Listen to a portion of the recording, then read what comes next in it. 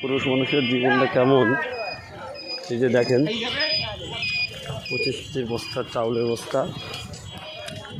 আমার চাচা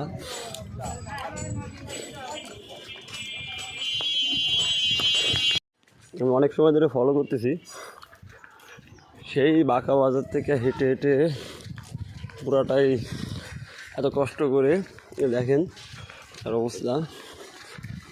25 কেজির বস্তা মাথায় করে নিয়ে ও যাচ্ছে। আমরা তার সাথে একটু কথা বলার চেষ্টা করবো। দাঁড়ান, একটু এক্সপ্রেস নিয়ে। আচ্ছা, আমরা একটু পরে কথা বলি, আগে তার গন্তব্যস্থান পর্যন্ত আমরা যাই, দেখি কত দূর সে যায়। দেখি আর গন্তব্য কত দূর। এই যে সে কিন্তু এখনও হাঁটতে আছে এবং তার গন্তব্যস্থানে সে যেতে আছে। তার কাছে আমরা প্রশ্ন করবো যে সে এতটা পথ এত বড় একটা বস্তা নিয়ে তার কেমন কষ্ট হয়েছে।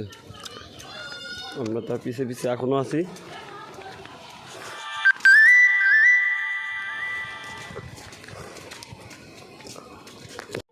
তো আমরা এখানে তার সাথে একটু ভাই বসেন। ভাই, হ্যাঁ ভাই আপনার কাছে কিছু প্রশ্ন করতে চাই।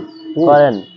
প্রশ্নটা হচ্ছে, প্রথম কথা, আপনি এই যে বস্তা নিয়ে পুরা বাঁকা বাজার থেকে এই পর্যন্ত যে হেঁটে আসলেন, হ্যাঁ, আপনার ফিলটা কেমন হচ্ছে? আমার ফিল আর কেমন হবে, ভালোই।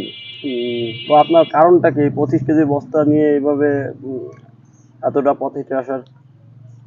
এতটা পথ হেঁটে আসার এ যে আমার এ হয়েছে যে 10টা টাকা কামাই করতে গেলে যে কত কষ্ট, এটা তো সবাই বোঝে না।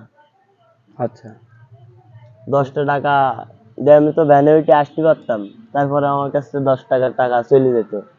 10টা টাকা কামাই করতে গেলে মাথার গাম পায়ে ফেলাইনি লাগে আচ্ছা। নাকি?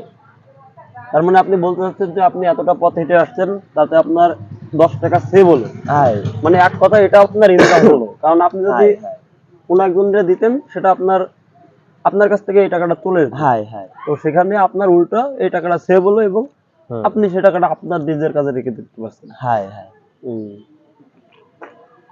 তো আপনি অনেক সময় ধরে ফলো করছিলাম আপনাকে। হ্যাঁ, তো ঠিক আছে ভাই, দোয়া করি জীবনে বড় কিছু করতে পারেন। High high. এটা হচ্ছে আমার দোয়া। ঠিক আছে।